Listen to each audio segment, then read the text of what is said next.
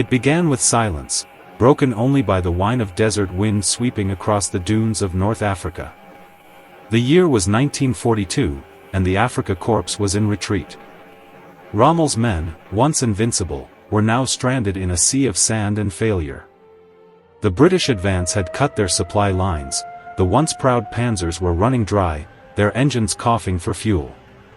Mechanics worked tirelessly in makeshift repair depots under a blistering sun, patching holes with whatever they could scavenge. That's when it arrived, an alien machine, small, squat, painted in dull olive drab, captured from the Americans who had just landed in Operation Torch. The men gathered around it, curious, skeptical, almost insulted.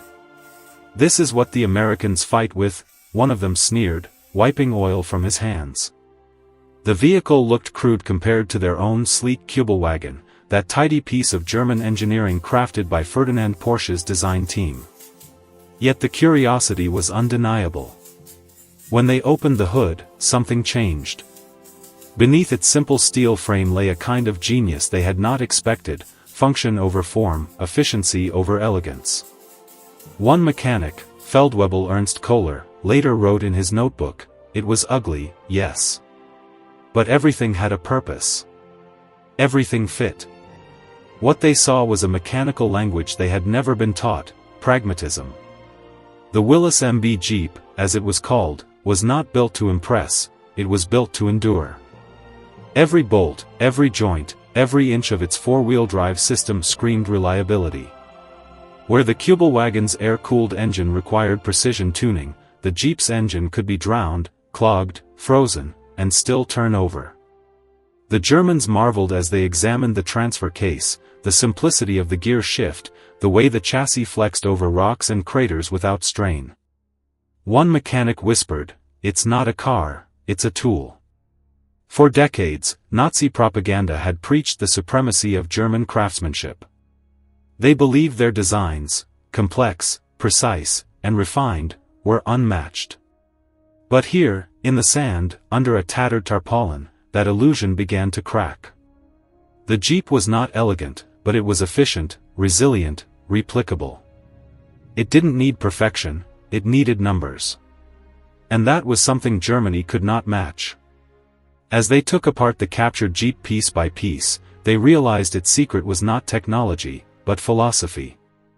Each component was standardized, interchangeable with any other Jeep built in any other factory across the ocean. Its frame had been designed so different manufacturers, Ford, Willys, and Bantam, could build identical machines without variation. The Germans were astonished.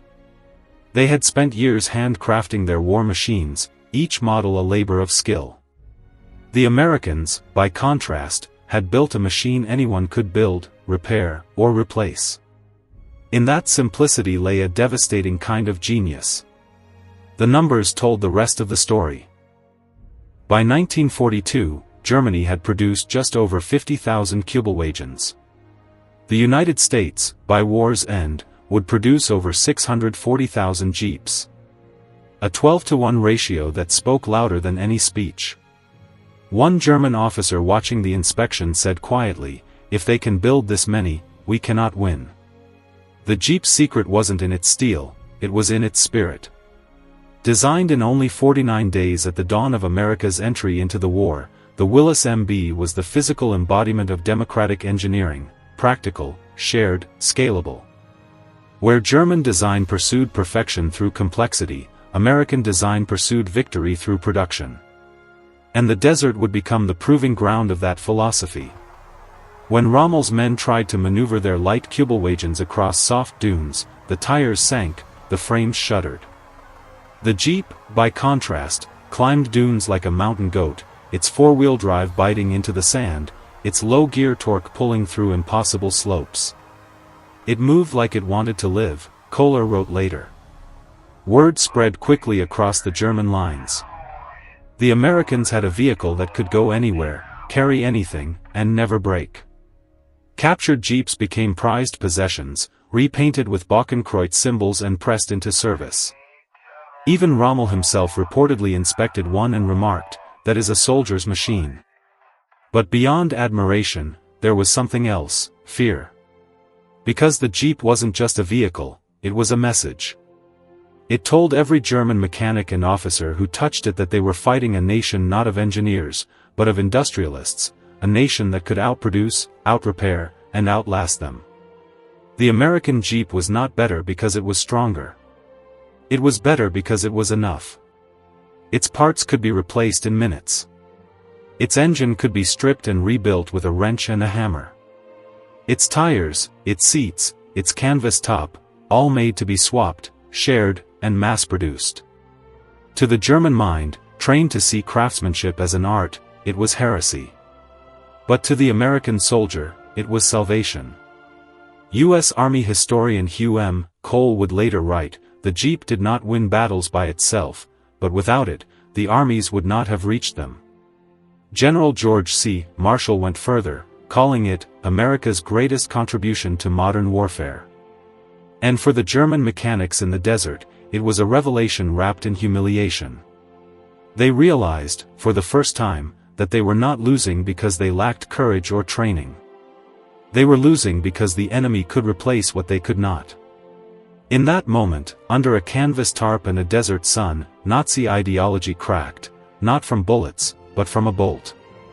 One captured Jeep, examined by a handful of tired mechanics, had revealed a truth that propaganda could no longer hide: industrial democracy was stronger than totalitarian perfection. As the wind howled across the dunes, Feldwebel Kohler closed the Jeep's hood and muttered quietly, "We may be better craftsmen, but they are better builders." And somewhere, across the Atlantic, in the vast roar of Detroit's factories, tens of thousands of Jeeps rolled off the assembly line, each one a quiet promise that the war would not be decided by who designed the finest machine, but by who could build enough of them to last. Across the ocean, while the desert winds carried whispers of the Jeep's strange power, the factories of America thundered with life. It was 1942, and every assembly line in Detroit, Toledo, and Dearborn had been transformed into an arsenal.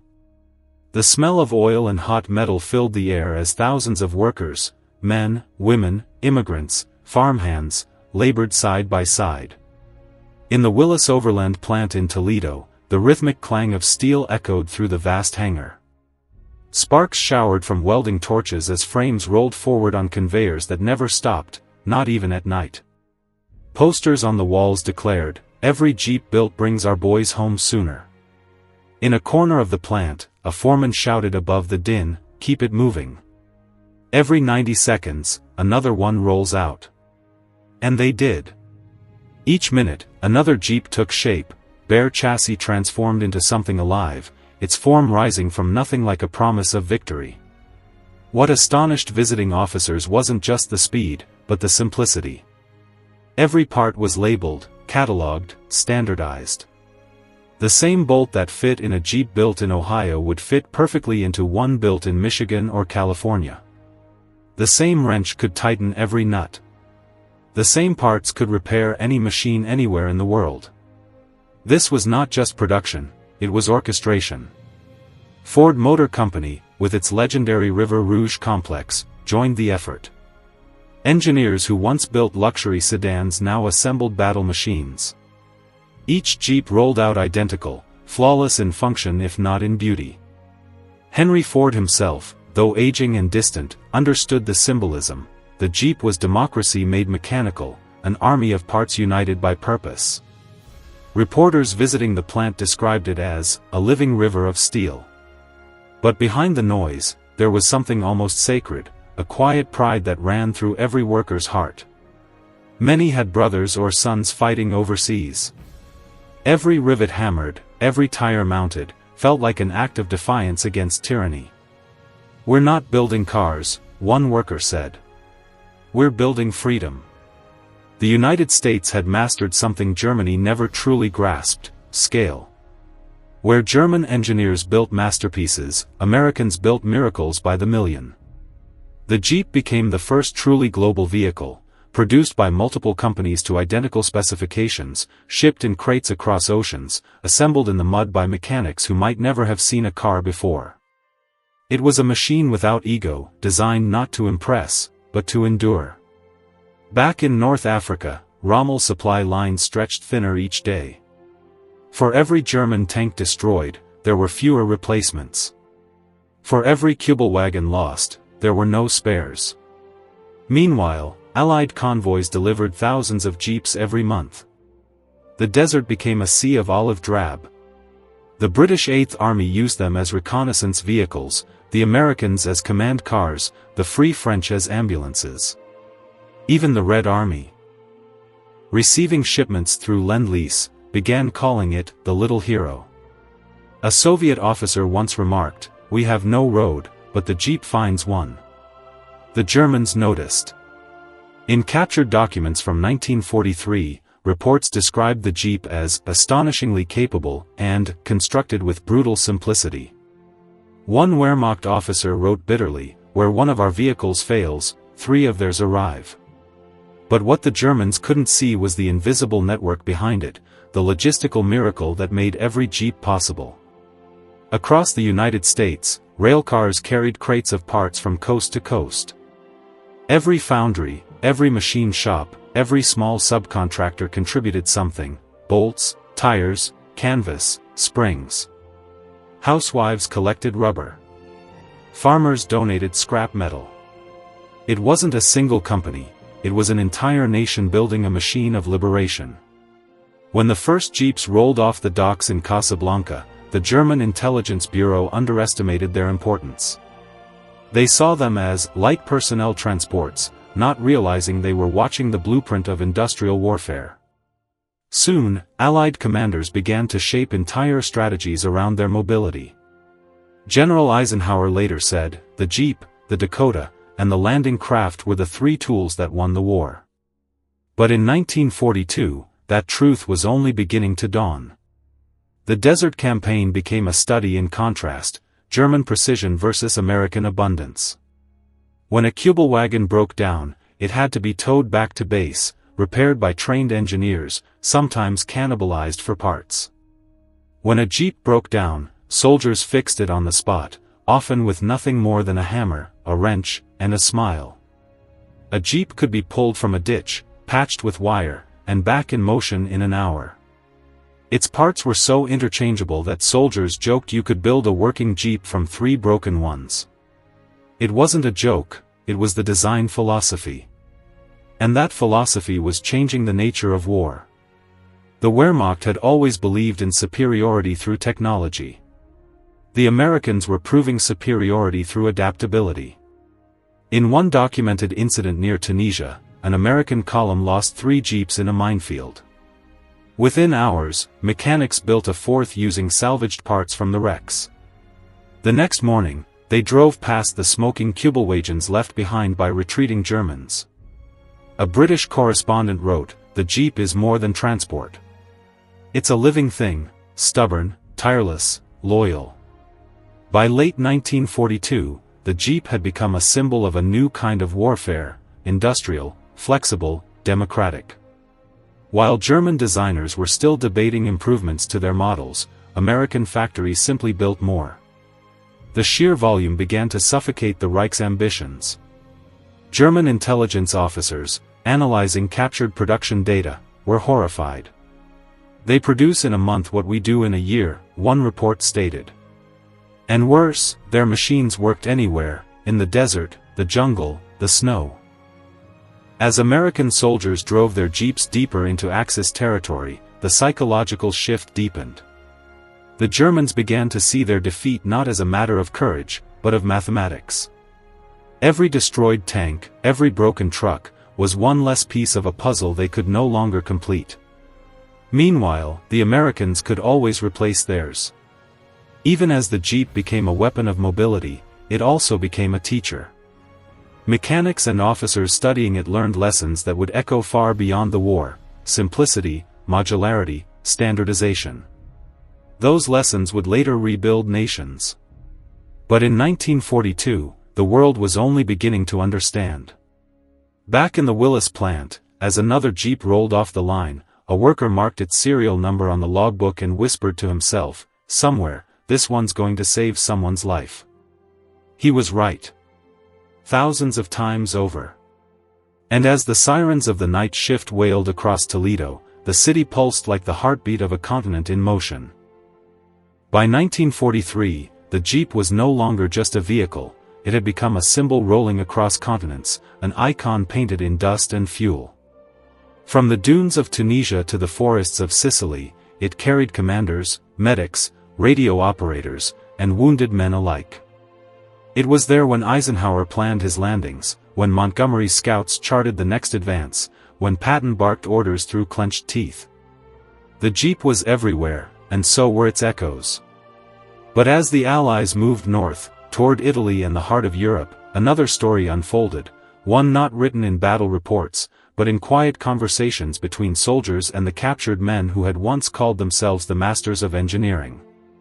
In the prisoner compounds that dotted North Africa, the Allies began assigning German POWs to assist in motor pools.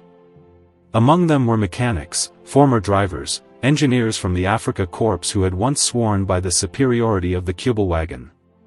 They had arrived arrogant, proud, beaten but unbowed. Yet within weeks, the arrogance began to fade. Their first encounter was routine, repair work on captured Allied vehicles for training. The Americans handed them a Jeep, its paint scratched, its tires worn, but still running perfectly after months of combat. The Germans examined it the way a jeweler might inspect a crude stone. They dismantled the gearbox, studied the differential, tested the four-wheel drive system. What they found astonished them. "It's built like a toy," one POW said. "But it works like a weapon." They expected weaknesses, flaws, compromises. Instead, they found brilliance disguised as simplicity. The more they studied, the more they saw a kind of engineering that defied their training. The Jeep didn't hide its purpose behind precision, it flaunted it. Every part could be reached, replaced, or repaired without specialized tools. There were no secrets, no fragile alignments, no tight tolerances. It was mechanical democracy made manifest. At first, they mocked it. Then they began to admire it. By the third week, they were repairing Jeeps faster than the Americans themselves. "We were trained to build perfect machines," one German prisoner later told an interviewer at Camp Hearn, Texas. "The Americans built perfect systems." It was a subtle but devastating distinction. While Germany had sought mastery through craft, America had achieved dominance through process. In the motor pool, surrounded by crates of spare parts, the prisoners began to understand something profound, that the war was not just about soldiers and strategy, but about philosophy. One afternoon, under the blazing Texan sun, a German sergeant named Kurt Weber was seen staring at a line of Jeeps parked for inspection. When asked what he thought, he simply said, "This is how you rebuild a country." Those words would echo years later. For now, they were just an admission whispered among the defeated. Back in Europe, the Jeep had become more than a logistical tool. It was an emotional anchor. Soldiers trusted it, depended on it. Letters from the front were filled with affection for the small, stubborn vehicle that never seemed to die. "My Jeep's like a brother," wrote one sergeant in Italy. "It pulls, it climbs, it swims, it saves." When roads turned to rivers, the Jeep forded them. When bridges collapsed, it found another path. It carried ammunition through mud, evacuated wounded men under fire, and served as the final ride for those who would never come home. The soldiers painted names on their hoods: Lucky Lady, Betsy, Faithful. They decorated them with pin-ups and bullet holes, turning each into a living journal of war. The Jeep became a reflection of the men who drove it, resilient, scarred, irreverent, alive. In captured letters intercepted by Allied intelligence, German troops wrote of their bewilderment. "The Americans ride in small wagons with no armor, no cover," one wrote. "They move faster than we can aim." Another noted bitterly, "We have better tanks, but they have better soldiers. Perhaps their machines make them brave." In truth, it was not bravery but trust in the machine beneath them. A Jeep could be counted on. It didn't betray them in mud, didn't fail in cold, didn't demand delicacy. It was the perfect companion for imperfect conditions. By late 1943, even high-ranking German officers had begun requesting captured jeeps for their own use. Intelligence photos showed them parked beside command cars marked with black crosses. One officer even had his repainted with camouflage, refusing to travel in anything else. It was as if the machine itself had crossed the moral divide, serving both sides with equal efficiency. To the Allies, this was poetic justice. Each German jeep was a silent confession of industrial defeat. Yet for the men inside, it was simpler: survival. On the front, ideology meant little. What mattered was what worked. And nothing worked quite like the jeep. Meanwhile, in the prisoner camps, something remarkable was happening. As the POWs repaired and maintained these vehicles, their understanding of engineering began to shift. They saw that complexity did not mean superiority, that efficiency could be a greater art. American officers overseeing them noticed the change. They stopped sneering, one recalled. After a month, they started asking questions. After 3, they started taking notes. Those notes would outlive the war. Decades later, when West Germany began its reconstruction, many of these same men found themselves working in the nascent automotive industry. They remembered the Jeep, not as a machine of war, but as a model of rebirth. Its simplicity, its modularity, its reliance on shared parts, all became lessons woven into the DNA of post-war German manufacturing. Volkswagen, Opel, Mercedes, all would incorporate principles learned not from their own past, but from the vehicle that once humbled their pride. But in 1943, that future was still distant. For now, the Jeep rolled on, its treads grinding through the mud of Italy, its engines singing in the frozen passes of the Apennines. To the men who drove it, it was freedom on 4 wheels. To the men who studied it, it was a revelation. And to history, it was proof that victory did not belong to those who built the most perfect machines, but to those who built the right ones, and built enough of them to carry the world forward. By the summer of 1944, the hum of the Jeep's engine had become the pulse of the Allied advance. From the beaches of Normandy to the hedgerows of France, its tires carved the path of liberation, one muddy road at a time. On the morning of June 6, as the gray light of dawn broke over the channel, thousands of Jeeps waited below deck in the bellies of landing craft, their hoods coated with salt spray and prayer.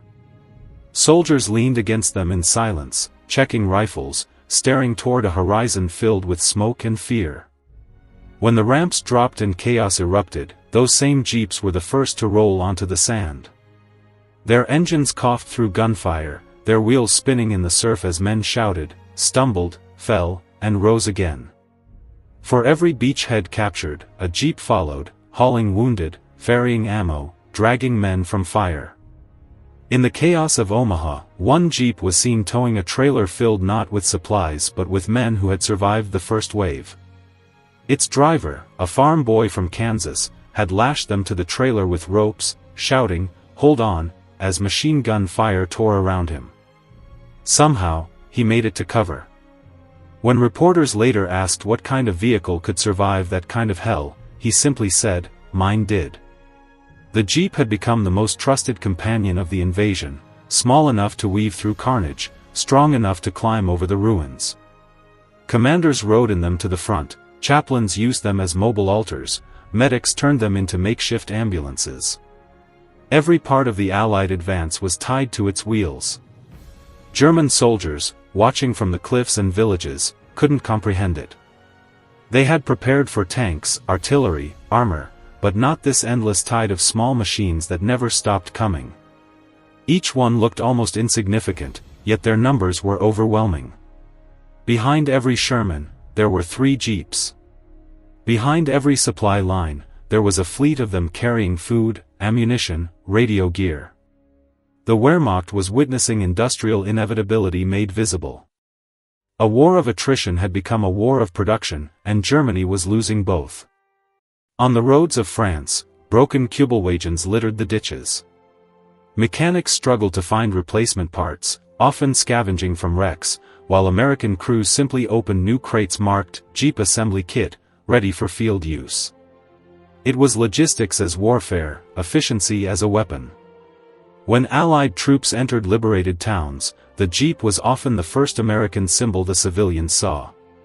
Children chased them, waving flags and flowers. To them, the sight of a Jeep meant food, freedom, safety. One French villager later said, "It sounded like music, like the sound of the world coming back." The Jeep wasn't just a machine, it had become an ambassador. It spoke a language everyone understood, the language of movement, of hope. Yet behind the celebration, something more subtle was unfolding. Among captured German officers, discussions began about the meaning of what they were witnessing. In interrogation reports, some admitted their admiration, though reluctantly. "We believed precision was strength," one colonel confessed. "But you Americans built resilience.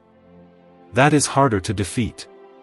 The myth of German engineering superiority, one of the central pillars of Nazi propaganda, was collapsing, not because of a speech or a slogan, but because of a four-cylinder engine that never quit.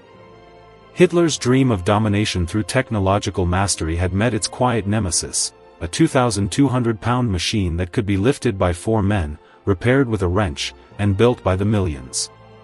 In Berlin, the Ministry of Armaments received reports from the front describing the American vehicles in almost envious detail. "The enemy's light transport is of ingenious simplicity," one analyst wrote. "Ours are superior in concept but inferior in quantity." By 1944, Germany's production system was cracking under the weight of air raids, shortages, and bureaucratic infighting. The precision that once defined its industry had become its weakness. Where the Americans could adapt, substitute, and scale, the Germans could only perfect, and perfection takes time, the one resource they no longer had. In one factory outside Stuttgart, an engineer looked at a captured Jeep brought in for study. He examined it carefully, then turned to his superior and said, "It's not elegant, but it wins." That sentence summed up the tragedy of German design in the war. They built marvels, the Tiger tank, the Messerschmitt jet, but marvels that required perfection, rare metals, skilled labor, and endless hours. The Americans built tools, machines that could be made fast, fixed anywhere, and used by anyone. The Jeep embodied that philosophy better than anything else. It was not art, but power in its purest industrial form. As Allied forces pushed through France and into Belgium, the Jeep became a constant presence in every frame of war photography.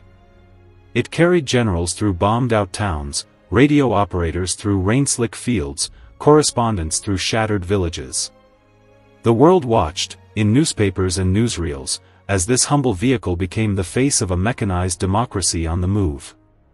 Even the enemy could not deny its influence.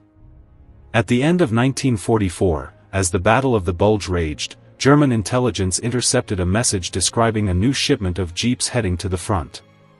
The officer reading it reportedly sighed and said, "We cannot stop them. They are like ants." He was right. They kept coming, through snow, through fire, through chaos. At Bastogne, Jeeps ferried supplies under constant artillery fire, weaving through the trees with headlights blacked out. They carried medics, bandages, and the wounded alike. Soldiers began calling them angels on wheels. One medic later said, "Without the Jeep, half our men would have died." Even as tanks froze in the winter mud, the Jeeps kept moving. They didn't care about the cold. They didn't care about the odds. They just kept going. To the men who fought, it seemed almost human. When the tide finally turned, when the German lines began to collapse, it was often the sight of Jeeps cresting the horizon that signaled the end. Civilians poured into the streets, tears freezing on their faces, as the small green vehicles rolled past. Flags unfurled. Bells rang. A young American lieutenant stepped out of his Jeep in a liberated Belgian village, handed chocolate to a child, and whispered, "It's over now." For that child, and for millions like her, the sound of the Jeep's engine was the sound of peace arriving. In that moment, the machine that had begun as a tool of war became something far greater, a symbol of endurance, of possibility, of what human hands could build when guided not by domination but by purpose. As the war staggered toward its final months, the Jeep rolled across a dying empire. The roads of Germany were filled with refugees, the air thick with smoke and silence. Villages lay in ruins, cities burned without flame, and in the distance, the once proud industrial heart of the Reich now beat faintly, its rhythm broken by years of bombardment. Yet through the rubble, the same small vehicle that had begun in the deserts of Africa now drove through the streets of Frankfurt, Cologne, Berlin, its tires pressing into the ashes of a fallen dream. For the soldiers who rode in them, the Jeep had become more than transport, it was a reminder of everything they were fighting for, and everything they had endured. At every checkpoint, every bridge, every abandoned factory, there it was, a shape as familiar as a friend. Children climbed onto its hood, smiling for the first time in years. The soldiers handed out chocolate, cigarettes, bread.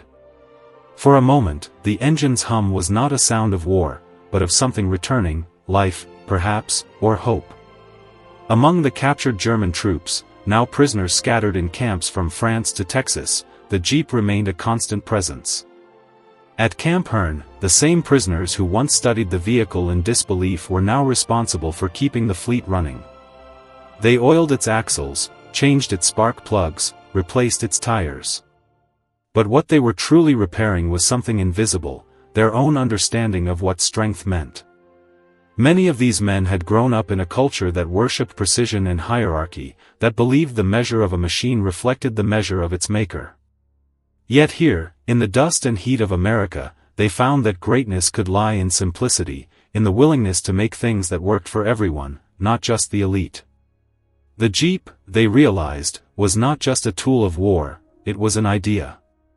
It was proof that perfection wasn't about complexity, but purpose. One day, a young German mechanic named Hans Müller, who had worked at the Daimler-Benz plant before the war, stood staring at an open Jeep engine. He turned to the American sergeant beside him and said, "When I go home, I will build something like this. Not for war. For people." The sergeant nodded, not realizing that men like Hans would one day rebuild the car factories of West Germany using lessons learned from this very camp, this very machine. The philosophy of the Jeep, modular, efficient, standardized, would become the foundation of Germany's post-war miracle. In the factories of Wolfsburg, in the workshops of Stuttgart, in the new schools of engineering that rose from ruins, the influence of the Jeep was everywhere. Volkswagen's rebirth under British supervision relied on the same ideas, a simple car for everyone, built fast, fixed easily, shared by millions. The engineers who once admired complexity now worshipped simplicity. It was as if the machine that had humbled them in war had now become their teacher in peace. Meanwhile, in the American occupation zones, Jeeps became the silent witnesses of reconstruction. They drove through shattered cities delivering mail, food, medicine. They carried Red Cross nurses, translators, journalists. They were present when the first elections were held, when the first schools reopened, when the first bricks were laid in the rebuilding of a nation. German civilians, once taught to fear the foreign invader, began to associate the little olive green vehicle with something entirely different, stability. They called it Der kleine Retter, the little rescuer. In one village near Hanover, an elderly woman who had lost everything watched as an American soldier used his Jeep to tow her broken cart uphill. She placed her hand on the fender and whispered, "This sound, it means tomorrow." Across the ocean, in American towns, the Jeep's legend had already begun to grow. Returning soldiers brought stories of its endurance, its stubbornness, its almost human loyalty. Car dealers displayed surplus Jeeps in showrooms, their bullet scars still visible.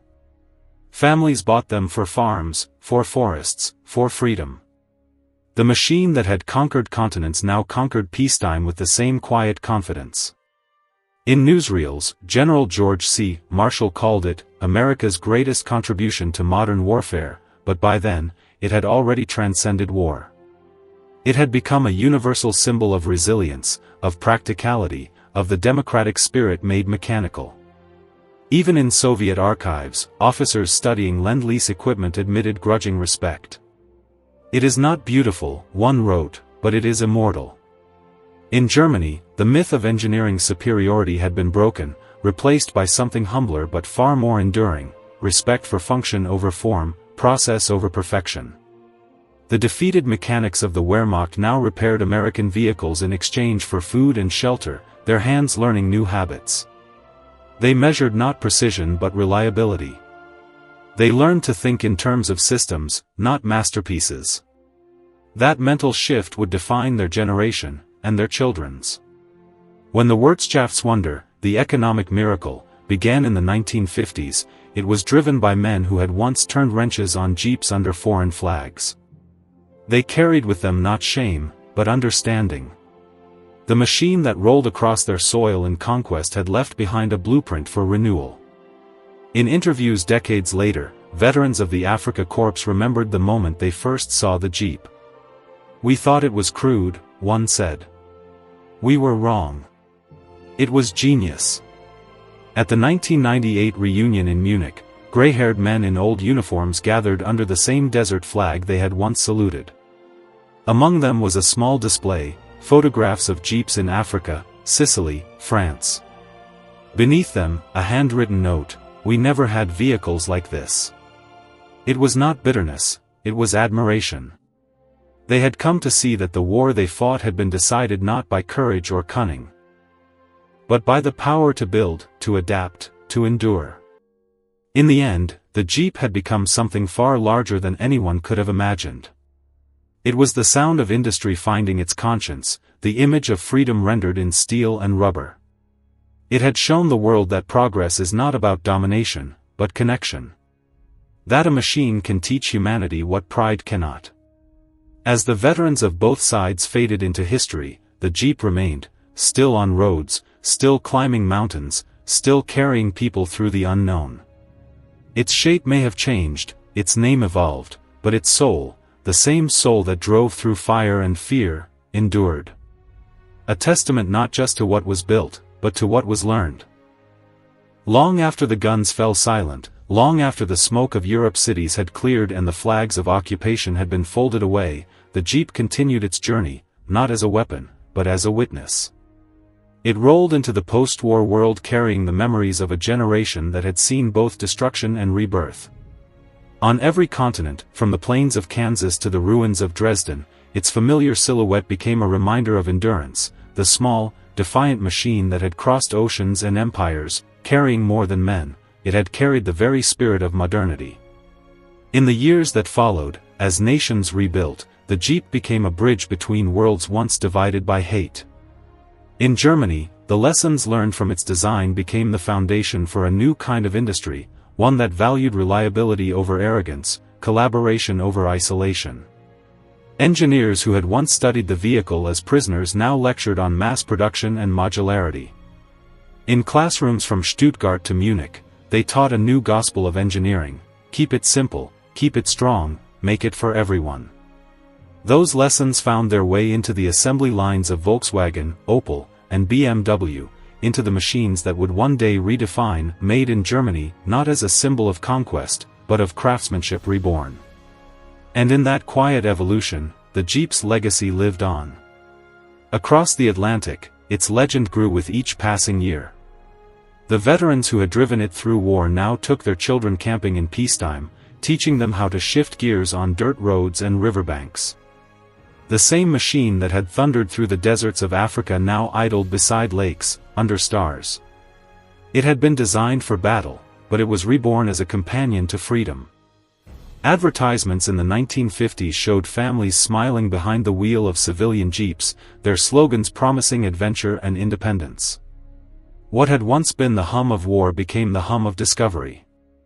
It was as if the world had decided to keep the part of the war that had given it hope, the machine that had proven humanity could outbuild its own destruction. Yet, in military archives and veterans' diaries, the deeper meaning of the jeep endured. To many who had fought, it was not just a vehicle but a symbol of equality. Generals and privates sat side by side in its seats. It didn't care for rank or medals, it only cared for motion. It carried presidents and privates, chaplains and wounded men, black soldiers and white, side by side, through fire and mud. In its own mechanical way, it reflected the democratic ideal it had been built to defend.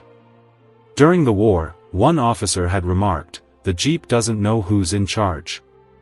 It just goes." That truth lingered in the decades that followed, echoing through the civil rights era, the space age, and beyond. As technology evolved, the Jeep became a symbol of something timeless: resilience. The vehicles that succeeded it, the CJ, the Wrangler, the military Humvee, all carried that same DNA, that same defiant practicality. But the original, the Willys MB, remained untouchable. It was the seed from which an entire philosophy had grown. In museums today, its olive drab frame sits behind glass, small and unassuming, surrounded by the ghosts of larger, louder machines. Visitors often pass it quickly, not realizing they're looking at the one machine that changed everything, not through force, but through function. Its simple lines tell a story more profound than any tank or bomber, a story of how progress triumphed over pride. In 1998, when veterans of the Afrika Korps gathered in Munich for their reunion, a small group of aging men requested something unusual: that a restored Willys Jeep be brought to the event. When it arrived, the crowd fell silent. The men approached it slowly, some touching its hood as if greeting an old rival turned friend. One of them, a gray-haired former mechanic, whispered, "This machine defeated us, but it also taught us." Cameras captured the moment, but the weight of it could only be felt. For them, the Jeep was more than a relic. It was a teacher, a mirror reflecting how the war had reshaped their understanding of strength. From that reunion onward, a strange form of reverence began to grow among historians and engineers alike. The Jeep was no longer discussed merely as a weapon of logistics, but as a philosophical artifact, a reminder that progress is not born from perfection, but from purpose. It embodied a truth humanity too often forgets: that technology's greatest victory is not destruction, but creation. As the 21st century dawned, that lesson echoed again. In a world of complexity and competition, the spirit of the Jeep remained relevant, its story a quiet warning against the arrogance of over-engineering, its success a tribute to human adaptability. The factories of the modern age, run by algorithms and robots, still owe something to that little vehicle built by calloused hands under wartime pressure. Its DNA lives in every production line that values interchangeability, in every design that prizes practicality over prestige. The Jeep's legacy is everywhere, though most never see it. It lives in the very concept of modern mobility, the belief that a machine should serve everyone equally, that technology should empower rather than intimidate. It taught that power is not dominance, but dependability. In that sense, it outlived every ideology it helped to defeat. In the end, the Jeep's greatest victory was not won on the battlefield, but in the hearts and minds it transformed. It changed the way nations thought about machines, the way engineers thought about design, the way ordinary people thought about possibility. It blurred the line between war and peace, soldier and citizen, invention and redemption. And perhaps that is why, decades later, you can still hear its echo, the low, steady rumble of a four-cylinder engine climbing a hill somewhere far from the front lines, carrying with it the invisible weight of history. For every revolution it made, it whispered a lesson: simplicity is strength, endurance is victory, humility is genius. And as the camera fades on the image of a Jeep driving down a quiet country road, dust rising behind it like memory itself, a narrator's voice might say, softly, but with conviction, that in the end, it wasn't the biggest machines that won the war, but the smallest ones that never stopped moving.